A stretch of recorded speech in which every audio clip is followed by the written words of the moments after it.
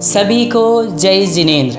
परम पूज्य आचार्य भगवंत उमा स्वामी महाराज द्वारा विरचित श्री तत्वार्थ जी ग्रंथ की टीका परम पूज्य आचार्य भगवंत पूज्यपाद स्वामी महाराज द्वारा विरचित श्री सर्वार्थ सिद्धि ग्रंथ का स्वाध्याय प्रश्नोत्तरी शैली एवं परिभाषात्मक ढंग के साथ भव्योदय चैनल के माध्यम से प्रस्तुत किया जा रहा है। आइए तो सभी महानुभाव मिलकर के स्वाध्याय प्रारंभ करते हैं। मोक्षे मार्गस्य नेतारं वेत्तारं कर्म भूभृतां ज्ञातारं विश्वतत्त्वानां वन्दे तद्गुणलब्धये। जय बोलिए पंच परमेश्वरी भगवान की जय। जय बोलिए देवादिदेव एकजा ऋषि बड़े बाबा आदिनाथ भगवान की जय। परम पूज्य आचार्य भगवंत पूज्यपाद महाराज की जय। परम पूज्य संत शिरोमणि आचार्य भगवंत गुरुदेव विद्यासागर जी महाराज की जय। परम पूज्य मुनि पुंगव सुधासागर जी महाराज की जय। मान्यवर परम पूज्य आचार्य भगवंत पूज्यपाद महाराज द्वारा विरचित श्री सर्वार्थ सिद्धि ग्रंथादिराज का हम सभी लोग मिलकर के स्वाध्याय कर रहे हैं। पूज्यवर आचार्य भगवंत पूज्यपाद महाराज 9वें अध्याय में संवर और निर्जरा तत्व का वर्णन करते हैं और इसमें संवर के हेतु यहाँ पर बतलाए गए हैं, जिसमें आचार्य भगवंत ने 3 गुप्ती, 5 शमिति, 10 धर्म और 12 अनुप्रेक्षा और 22 प्रकार के परिशहों की अभी तक चर्चा की। 22 प्रकार के परिशहों की हमने परिभाषाएं पढ़ी, उसके स्वरूप को जाना। अब आचार्य भगवंत यहाँ पर ये बतलाने का प्रयास करते हैं कि किस गुण स्थान में कौन से परिचय होते हैं या कितने परिचय होते हैं। संसार रूपी महाअटवी के उल्लंघन करने के लिए उद्यत हुए पुरुषों को क्या ये सब परिचय प्राप्त होते हैं या कोई विशेषता? इसलिए यहाँ कहते हैं कि लक्षण कह आए हैं। ऐसे ये क्षुधा आदि परिचय अलग अलग चारित्र के प्रति विकल्प से होते हैं, उनमें भी इन दोनों में नियम से जानने योग्य है। आचार्य भगवंत कह रहे अलग अलग गुण स्थानों में अलग अलग चारित्र के अलग अलग परिचय होते हैं। सबसे पहले सूत्र नंबर 10 में कहते हैं सूक्ष्म सांप्राय छदमस्त वीतरागयोश चतुर्दश। सूक्ष्म सांप्राय छदमस्त वीतरागयोश चतुर्दश अर्थात सूक्ष्म सांप्राय और छदमस्त वीतराग के 14 परिचय संभव हैं। अर्थात सूक्ष्म सांप्राय और छदमस्त वीतराग के आचार्य भगवंत ने यहाँ पर 14 परिचय कहे। कौन कौन से 14 होते हैं तो इसमें नाम बताए हैं क्षुधा पिपासा, शीत उष्ण, तंसमशक चर्या, शय्या बद, अलाभ रोग, तृण स्पर्श, मल प्रज्ञा अज्ञान, ये 14 परिचय होते हैं। क्षुत पिपाशा, शीत उष्ण, दंशमशक, चर्या, निषद्या, बद, अलाभ रोग, तृण स्पर्श, मल प्रज्ञा और अज्ञान, ये 14 परिचय हैं जो सूक्ष्म सांप्राय और छदमस्त वीतराग के संभव हैं। सूत्र में आए हुए चतुर्दश इस वचन से अन्य परिचयों का अभाव जानना चाहिए कि केवल 14 ही होते हैं, बाकी के और नहीं होते हैं। शंका वीतराग छदमस्त के छद मोहिनीय के अभाव से तत्कृत आगे कहे जाने वाले 8 परिचयों का अभाव होने से 14 परिचयों का नियम का वचन तो युक्त है, परंतु सूक्ष्म सांप्राय गुण स्थान में मोहिनीय का उदय होने से 14 गुण स्थान होते हैं, यह नियम नहीं बनता। समाधान यह कहना अयुक्त है, क्योंकि वहाँ मोहिनीय का सद्भाव है। वहाँ पर केवल लोभ संज्वलन कषाय का उदय है और वह भी अति सूक्ष्म है। इसलिए वीतराग छदमस्त के समान होने से सूक्ष्म सांप्राय में 14 परिचय होते हैं, यह नियम वहाँ भी बन जाता है। शंका इन स्थानों में मोह की उदय की सहायता नहीं होने और मंद उदय होने से क्षुधा आदि वेदना का अभाव है, इसलिए इनके कार्य रूप से परिचय संज्ञा युक्ति को प्राप्त नहीं होती। समाधान, ऐसा नहीं है, क्योंकि यहाँ शक्ति मात्र विवक्षित है। जिस प्रकार सर्वार सिद्धि के देव सातवीं पृथ्वी के गमन का सामर्थ्य का निर्देश करते हैं, उसी प्रकार यहाँ भी जानना चाहिए। तो आचार्य भगवंत ने बताया सूक्ष्म सांप्राय और छद्मस्त वीतराग। तो ये हमारे लिए यहाँ पर जानना चाहिए कि आचार्य भगवंत ने यहाँ पर जो 14 परिशह कहे, कौन कौन से? क्षुधा, तृषा। आप लोगों को ये परिशह याद करने पड़ेंगे कि किस मतलब कहाँ पर कौन सा परिशह है। तो आपको बता दिया कि सूक्ष्म सांप्राय अर्थात गुणस्थान नंबर 10, 10वें गुणस्थान का नाम है सूक्ष्म सांप्राय। और छद्मस्त वीतराग से यहाँ पर, और यहाँ पर है छद्मस्त वीतरागियों। तो यहाँ पर हमारे लिए गुणस्थान 11 और गुणस्थान 12। तो गुणस्थान 10, 11, 12 में कितने परिशय होते हैं? 14 परिशय होते हैं। गुणस्थान 10, गुणस्थान 11, गुणस्थान 12 में 14 परिशय होते हैं। तो भैया 10, 11, 12 में 14 परिशय होते हैं, तो 11वें गुणस्थान में कितने होते हैं? तो बताते हैं, यदि शरीर वाले आत्मा में परिशयों का सन्निधान की प्रतिज्ञा की जाती है, तो केवल ज्ञान को प्राप्त और 4 कर्मों के फल के अनुभव के वशवर्ती भगवान के लिए कितने परिशय प्राप्त होंगे? वह कहते हैं जो केवली हैं, अरिहंत परमेष्ठी हैं, 13वें गुणस्थानवर्ती, उनके बता रहे एकादश जिन्हें, अर्थात एकादश अर्थात 11 जिन्हें अर्थात जिनेन्द्र भगवान के, जो सहयोग केवली जिनेन्द्र भगवान हैं, उनके आचार्य भगवंत ने 11 परिशय कहे। कितने परिशय? 11। उनके अलाप प्रज्ञा और अज्ञान, इन 14 में से इन 3 को और छोड़ दें तो शेष 11 परिशय होते हैं। कितने परिशय होते हैं? 11 परिशय। जिन्होंने 4 घातीय कर्मों का नाश कर दिया, ज्ञानावरण, दर्शनावरण, मोहिनी और अंतराय, ऐसे 4 घातीय कर्मों को नाश कर दिया जिन्होंने, ऐसे भगवान के वेदनीय कर्म का सद्भाव होने से तन निमित्तक अर्थात वेदनीय कर्म है उसके निमित्त के कारण से 11 परिशय होते हैं। शंका, मोहिनी के उदय की सहायता न होने से, क्षुधा की वेदना न होने से परिशय संज्ञा युक्त नहीं। कथन, समाधान, यह सत्य कथन है, तथापि वेदना का अभाव होने पर द्रव्य कर्म के सद्भाव की अपेक्षा से यहाँ परिशय का उपचार किया जाता है। कह रहे हैं कि केवली भगवान जो हैं उनके तो भूख आदि की वेदना नहीं होनी चाहिए, क्योंकि उनके तो मोहिनीय कर्म नष्ट हो चुका है। और आचार्य भगवंत कह रहे हैं कि उनके वेदनीय तो है, अभी वेदना तो है, जिस कारण से उनके वेदनीय कर्म के सद्भाव होने के कारण द्रव्य कर्म के सद्भाव की अपेक्षा से परिशय का उपचार किया गया है। जिस प्रकार समस्त ज्ञानावरण के नाश हो जाने पर एक साथ समस्त पदार्थों के रहस्य को प्रकाशित करने वाले केवल ज्ञानातिशय के होने पर, चिंता निरोध का अभाव होने पर भी कर्मों के नाश रूप उसके फल की अपेक्षा ध्यान का उपचार किया जाता है, उसी प्रकार परिशयों का उपचार कथन जानना चाहिए। अथवा जिन भगवान में 11 परिशय नहीं, इतना वाक्य शेष कल्पित कर लेना चाहिए, क्योंकि सूत्र उपस्कार सहित होते हैं। वाक्य शेष की कल्पना करनी चाहिए और वाक्य वक्ता के अधीन है, ऐसा स्वीकार किया जाता है। मोह के उदय की सहायता से होने वाले क्षुधा वेदना आदि का परिचय होने से नहीं है, यह वाक्य विशेष उपन्यस्त किया गया है। आचार्य भगवंत कह रहे हैं केवल आप जो सूत्र है उस सूत्र का अर्थ वाक्य आदि से जान लेना चाहिए, वक्ता को समझना चाहिए।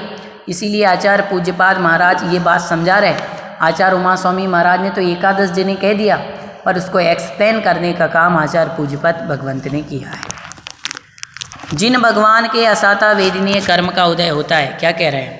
जिन भगवान के असाता वेदनीय कर्म का उदय होता है और यह क्षुधा आदि वेदना का कारण है, इसलिए यहाँ जिन भगवान के कारण की दृष्टि से क्षुधा आदि 11 परिचय कहे जाते हैं, पर क्या सचमुच में जिन भगवान के क्षुधा आदि 11 परिचय होते हैं? यह एक प्रश्न है जिनका समाधान टीका में 2 प्रकार से किया है। पहले तो जिन भगवान के क्षुधा आदि परिचय के होने के कारण सद्भाव की अपेक्षा से उपचार से अस्तित्व का निर्देश किया है, पर कार्य रूप में क्षुधा आदि 11 परिचय जिन भगवान के नहीं होते, इसलिए इस दृष्टि से न संति इस वाक्य शेष की योजना कर वहाँ पर निषेध किया जाता है। अब यहाँ पर यह देखना है कि जिन भगवान के क्षुधा आदि 11 परिचय नहीं होते, यह कैसे समझा जाए? वे इस काल में तो पाए जाते नहीं, इसलिए प्रत्यक्ष को देखकर तो यह जानना नहीं जा सकता। अब एकमात्र आगम पुष्ट करने वाली युक्तियाँ शेष रहती हैं, जिनके आलंबन से यह बात समझी जा सकती है। अतः यहाँ उन्हीं का निर्देश किया। समझाते हैं आचार्य भगवान। केवली जिनके शरीर में निगोद और त्रसजीव नहीं रहते, अर्थात केवली भगवान का जो शरीर है उसमें निगोदिया और त्रसजीव नहीं रहते, उनका क्षीण मोह गुणस्थान से अभाव होकर के परमोदारिक शरीर के धारी होते हैं। अतः भूख प्यास रोगादिक कारण नहीं रहने से उन्हें भूख प्यास रोग आदि की बाधा नहीं रहती। देवों के शरीर में इन जीवों के न होने से जो विशेषता होती है वह अनंत गुणी विशेषता इनके शरीर में उत्पन्न हो जाती है, अर्थात भगवान के शरीर में उत्पन्न हो जाती है। दूसरा, श्रेणी आरोहण करने पर प्रशस्त प्रकृतियों का अनुभाग उत्तरोत्तर अनंत गुणा बढ़ जाता है और अप्रशस्त प्रकृतियों का अनुभाग प्रति समय अनंत गुणा हीन हो जाता है। इसीलिए 13वें गुण स्थान में होने वाला असाता प्रकृति का उदय इतना बलवान नहीं होता जिससे क्षुधा आदि कार्यों का सूचक माना जा सके। अशाता की उदीर्णा 6ठे गुण स्थान तक होती है, आगे नहीं होती, इसलिए उदीर्णा के अभाव में वेदनीय कर्म क्षुधा आदि रूप कार्य का वेदन करने में असमर्थ है। जबकि केवली जिनके शरीर को पानी और भोजन की आवश्यकता नहीं रहती, तब इनके न मिलने से क्षुधा और तृषा होती है, वह उनके हो ही कैसे सकती है। वेदनीय कर्म का कार्य कुछ शरीरों में पानी तत्व भोजन तत्व का अभाव करना नहीं है, वास्तव में इसका अभाव अन्य कारणों से होता है। हाँ, इनका अभाव होने पर इनकी पूर्ति के लिए जो वेदना होती है वह वेदनीय कर्म का काम है। जब केवली जिनके शरीर को उनकी आवश्यकता नहीं रहती, तब वेदनीय के निमित्त से तज्जनित वेदना कैसे हो सकती है, अर्थात नहीं हो सकती।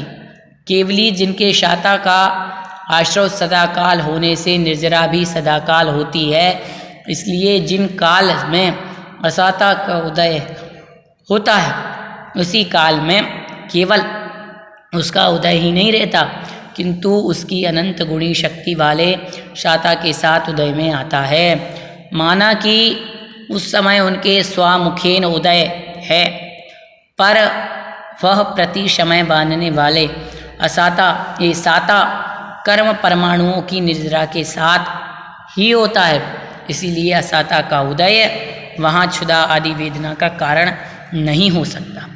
सुख दुख का वेदन वेदनीय कर्म का कार्य होने पर भी मोहनीय कर्म की सहायता से ही होता है। अतः केवली जिनके मोहनीय का अभाव है, अतः क्षुधा आदि वेदनाओं का सद्भाव मानना युक्ति संगत प्रतीत नहीं होता। इन प्रमाणों से निश्चित होता है कि केवली के जिनके क्षुधा आदि 11 परिचय नहीं होते।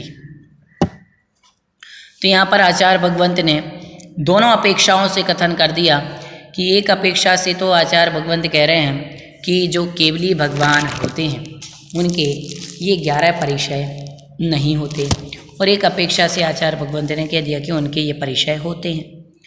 तो आपको समझना चाहिए केवली भगवान के वेदनीय कर्म का उदय है, इसलिए उसके उदय से वेदनीय कर्म के उनके 11 परिचय कहे। यद्यपि मोहिनीय कर्म का उदय नहीं है तो क्षुधा आदि की वेदना उनको होगी ही नहीं, तथापि इन परिचयों का कारण वेदनीय कर्म मौजूद हैं, इसलिए उपचार से परिचय कहे हैं। वास्तव में उनके परिचय नहीं होते, समझ लेना चाहिए। केवली भगवान के परिचय नहीं होते हैं तो फिर क्यों कहे उपचार से कहे। वेदनीय कर्म का सद्भाव है, इसलिए उपचार मात्र से परिचय कहे। इतनी सारी बातों का सार क्या निकला? केवली भगवान के परिचय हैं नहीं हैं, फिर क्यों कहे वेदनीय कर्म हैं, इसलिए उपचार से कहे हैं। यह जो कथन है वो अपेक्षाकृत है। आगे अगला सूत्र कहते हैं वादर सांपराये सर्वे। वादर सांपराये सर्वे अर्थात वादर सांप्राय में शब परिचय संभव हैं। आचार्य भगवंत क्या कह रहे हैं? वादर सांपराये सर्वे अर्थात वादर सांपराय अर्थात जो स्थूल कषाय वाले छठे गुण स्थान से 9वें गुण स्थान तक के जीव हैं, उनके सब परिचय हो सकते हैं। गुण स्थान 6 से लेकर के गुण स्थान 9 तक सब परिचय हो सकते हैं। तो आपसे कभी कोई पूछे गुण स्थान 6 से लेकर के 9 तक कितने परिचय? 22 परिचय संभव हैं। गुण स्थान 10, 11 और 12 में कितने परिचय होते हैं? तो 14 परिचय। 13वें में उपचार से कितने परिचय संभव हैं? 11। तो सांपराय कषाय को कहते हैं। सांपराय शब्द कह रहे हैं, सांपराय कषाय को कहते हैं। जिनके सांपराय बादर होता है वह बादर सांपराय कहलाते हैं। यह गुणस्थान विशेष का ग्रहण नहीं है। तो क्या है? ये सार्थक निर्देश है। इससे अप्रमत्त आदि संयतों का ग्रहण होता है। इसमें कषाय और दोनों के कषाय दोष के क्षीण न होने से सब परिचय संभव हैं। शंका, तो किस चारित्र में सब परिचय संभव? समाधान, सामायिक, छेदोपस्थापना, परिहार, विशुद्धि, इनमें प्रत्येक में सब परिचय संभव हैं। आचार्य भगवंत कहते हैं बादर सांप्राय अनिर्वृत्तीकरण 9वें गुण स्थान का दूसरा नाम है।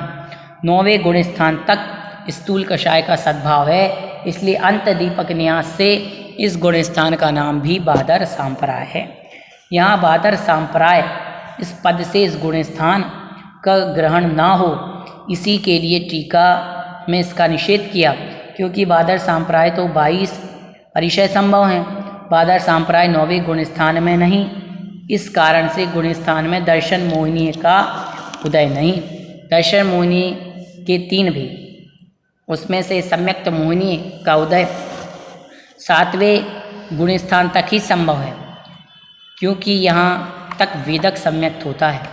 इसलिए यहाँ पर बादर सांप्राय, यहाँ पर बादर सांप्राय अर्थात स्थूल कषाय में सब परिचय संभव हैं, यही अर्थ लेना चाहिए। सामान्य से अर्थ क्या हो गया? गुण स्थान 6, 7, 8, 9, इन 4 गुण स्थानों में आचार्य भगवंत कहते हैं 2200 परिचय संभावित है। ये बात हमने समझ ली।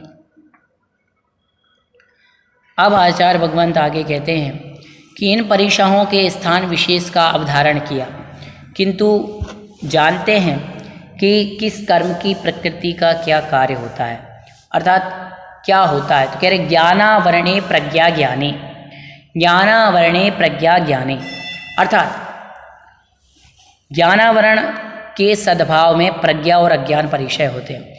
जब ज्ञानावरणी कर्म का उदय होता है तब प्रज्ञा और अज्ञान परिचय होते हैं। शंका, यह अयुक्त है। प्रतिशंका, क्या अयुक्त है?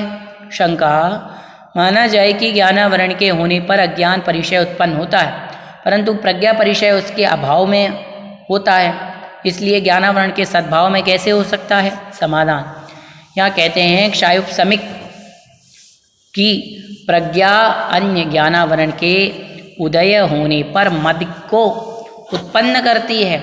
ये समस्त ज्ञानावरण के विषय से होने पर नहीं, इसीलिए ज्ञानावरण के होने पर प्रज्ञा परिचय होते हैं, यह कथन बनता है।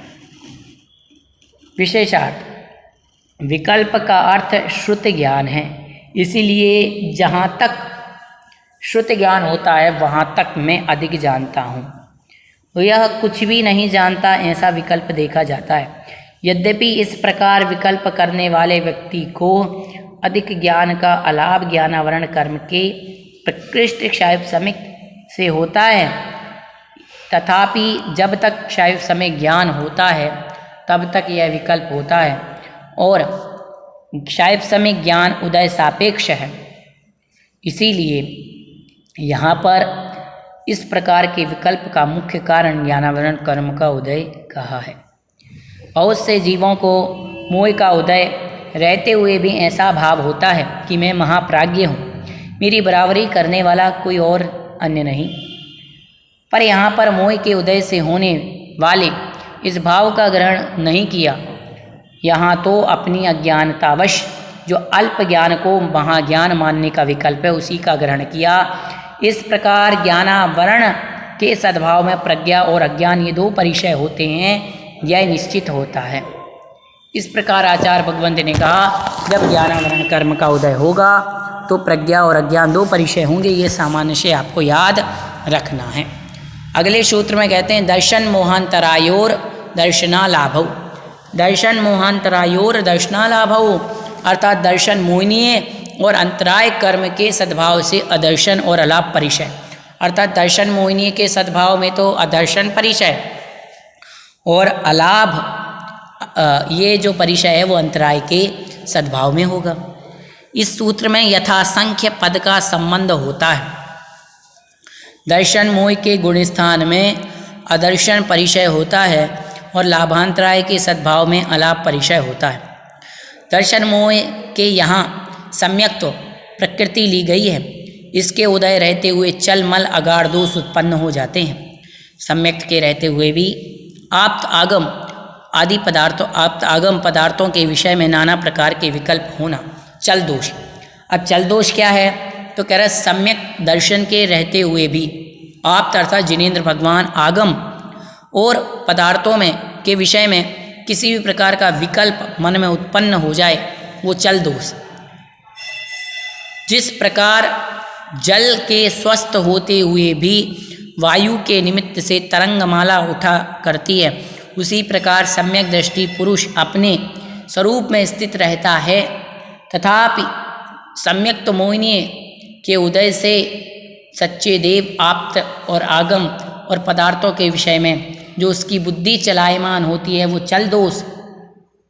यही तो चल दोष है कि उसकी भगवान के प्रति श्रद्धा भक्ति आराधना है, पर सम्यक्त मोहिनी कर्म का उदय आएगा तो उसकी बुद्धि चलायमान हो जाती है, मन में विकल्प उत्पन्न हो जाते हैं, वह चल दोष होता है। जैसे हमारा सच्चे गुरु के ऊपर अटूट श्रद्धा है, परंतु किसी ने कह दिया फलाने महाराज के विषय में तो ऐसा सुनने में आया, तो मन में एक विकल्प सा बन जाना, श्रद्धा है विश्वास है पर एक विकल्प सा बन जाना, ये चल दोष। मल का अर्थ है मैल, शंका आदि दोषों के निमित्त से सम्यक दर्शन का मलिन होना मल दोष है। यह भी सम्यक्त मोहिनी के उदय होने से होता है तथा अगाढ़ का अर्थ स्थिर न रहना। सम्यक दृष्टि जीव लौकिक प्रयोजनवश कदाचित तत्व से चलायमान होने लगता है। उदाहरण, अन्य का अर्थ कर्ता नहीं होता, यह सिद्धांत है और सम्यक दृष्टि इसे भली प्रकार से जानता है और रागवश इस सिद्धांत पर स्थिर नहीं रह पाता। कदाचित पारमार्थिक कार्यों को भी प्रयोजन लौकिक बस प्रायोजिक मान बैठता है। इस प्रकार सम्यक्त मोह के उदय से तीन दोष होते हैं। ये तीनों एक हैं, फिर भी भिन्न भिन्न अभिप्राय की दृष्टि से यहाँ इन्हें पृथक पृथक रूप से परिगणित किया है। प्रकृति में इसी दोष को ध्यान में रखकर अदर्शन परिचय का निर्देश किया है। यहाँ दर्शन मोहिनी के उदय से होता है, इसीलिए इसे दर्शन मोहिनी का कार्य कहा। भोजन आदि पदार्थों को ना प्राप्त होना अन्य बात है, पर भोजन आदि पदार्थों के न मिलने पर जिसके अलाप परिणाम होता है वह उसका परिणाम लाभांतराय कर्म का कार्य होने से अलाभ को लाभांतराय कर्म का कार्य कहा जाता है। पर के अलाभ को स्व का लाभ मानना मिथ्यात्व दर्शन मोहिनी का कार्य है। इसीलिए यहाँ इसकी विवक्षा नहीं है। यहाँ तो अलाभ परिणाम किसके उदय से होता है इतना ही विचार किया है। इस प्रकार अदर्शन भाव मोहिनीय का कर्म का और अलाभ भाव लाभांतराय कर्म का कार्य है, यह निश्चित होता है। कहते हैं कि यदि आदि मोहिनी के भेद होने पर एक परिचय होता है तो दूसरे भेद के होने पर कितने परिचय होंगे। आचार्य भगवंत ने बता दिया कि दर्शन मोहिनी से तो अदर्शन और अंतराय से अलाप परिचय होता है। आगे कहते चारित्र मोहे नाज्ञा रति स्त्री चर्या निषद्या क्रोश याचना सत्कार पुरस्कारा, अर्थात चारित्र मोहिनी के सद्भाव में नाग्न अरति स्त्री निषद्य आक्रोश याचना सत्कार पुरस्कार ये परिचय होते हैं। शंका करते हैं नाग्न आदि परिचय पुरुष वेदोदय आदि के निमित्त से होते, इसलिए मोहिनी के मोहोदय के निमित्त को हम जब कहते हैं तो निषद्या परिचय मोहोदय के निमित्त से कैसे होता है। तो कह रहे हैं समाधान, उसमें प्राणी पीड़ा के परिहार की मुख्यता होने से मोहोदय के निमित्त माना गया है। अर्थात किसी को पीड़ा हो रही है तो मोहोदय के होने पर प्राणी पीड़ा पररूप का परिणाम होता है। सही बात है। आगे विशेषार्थ में बताते हैं कि आगे चर्या और सैया, चर्या मतलब मुनिराज जो विहार करते हैं तो उस समय जो परिचय होते हैं वो चर्या परिचय, सैया मतलब शयन आदि में जो परिचय होते हैं वो शैया परिचय। तो ये सब वेदनीय के निमित्तक कहे। तो यहाँ निषद्या को मोहिनीय निमित्तक, तो तीनों परिचय एक श्रेणी में हैं। फिर क्या कारण है कि इनमें से निषद्या को मोहोदय निमित्तक कहा गया और चर्या और सैया परिचय को वेदनीय निमित्तक, तो इसे वेदनीय निमित्तक क्यों नहीं माना जाता, प्रश्न है जिसका उत्तर में टीका में आचार्य पूज्यपाद महाराज कहते हैं कि वहाँ बतलाया प्राणी पीड़ा रूप परिणाम मोहोदय से होता है और निषद्या परिचय में इस प्रकार के परिणाम पर विजय पाने की मुख्यता है। यही कारण है कि निषद्या को चारित्र मोहिनी निमित्तक माना है कि इस विवक्षा से चर्या और सैया परिचय को मोहोदय निमित्तक मान सकते थे। वहाँ पर कंटक आदि के निमित्त से होने वाली वेदना की मुख्यता करके दोनों परिचय वेदनीय निमित्तक कहे। तात्पर्य यह है कि चर्या सैया निषद्या इनमें पर पीड़ा और कंटक आदि के निमित्त वेदना दोनों कार्य संभव हैं, इसलिए दोनों कार्यों का परिज्ञान कराने के लिए निषद्या को मोह निमित्तक और शेष को वेदनीय निमित्तक माना गया। इस प्रकार इस सूत्र में आचार्य भगवंत ने ये बतलाए हमारे लिए कि किस कर्म के उदय से कौन से परिचय संभावित हैं। तो ज्ञानावरण कर्म के उदय से प्रज्ञा और अज्ञान परिचय, दर्शना मोहिनी के उदय से अदर्शन और अंतराय के उदय से अलाप परिचय और चारित्र मोहिनी के सद्भाव में नाग्न स्त्री निषद्य आक्रोश याचना सत्कार पुरस्कार परिचय कहे। और आचार्य भगवंत ने ये बताया कि किस गुण स्थान में कितने परिचय संभावित हैं। तो आचार्य भगवंत ने हम सभी के लिए बताया 6ठे, 7वें, 8वें और 9वें गुण स्थान तक 22 परिचय संभावित होते हैं, जबकि 10वें, 11वें और 12वें गुण स्थान में 14 और 13वें गुण स्थान में 11 परिचय उपचार से कहे, वो भी वहाँ पर। तो इस प्रकार से हमारे लिए जानना चाहिए। आज की कक्षा में इतना ही।